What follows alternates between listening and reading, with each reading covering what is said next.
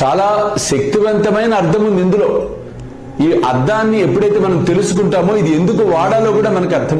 మీరు ఈ కోణాలకు సంబంధించిన ఈ ముగ్గుని మీ పూజా మందిరంలో వేసి దాని మీద మీ దైవానికి సంబంధించిన విగ్రహాలు అవ్వచ్చు, యంత్రాలు అవ్వచ్చు స్థాపన చేసినట్లయితే అద్భుతమైన ఫలితాలను మీరు పొందడం జరుగుతుంది.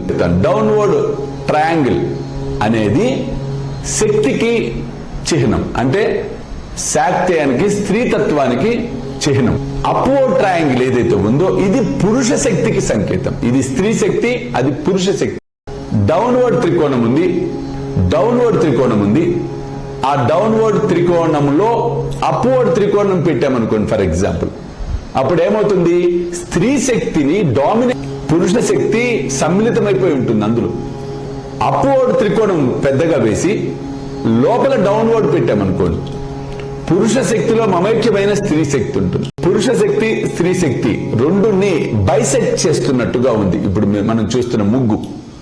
దీనివల్ల ఏమవుతుందంటే సమస్థితితో ఉంటుంది అర్ధనారీశ్వర తత్వం. చూడండి, 50% స్త్రీ శక్తి, 50% పురుష శక్తి.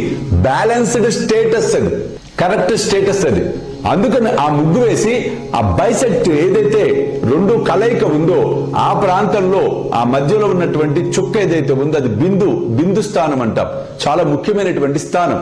ఆ బిందు స్థానం పైన మీ ఇష్ట దైవాలను కనుక విగ్రహాలను అక్కడ పెట్టి పూజించినట్లయితే అద్భుతమైన ఫలితాలు రావడం ముమ్మాటికి సత్యము.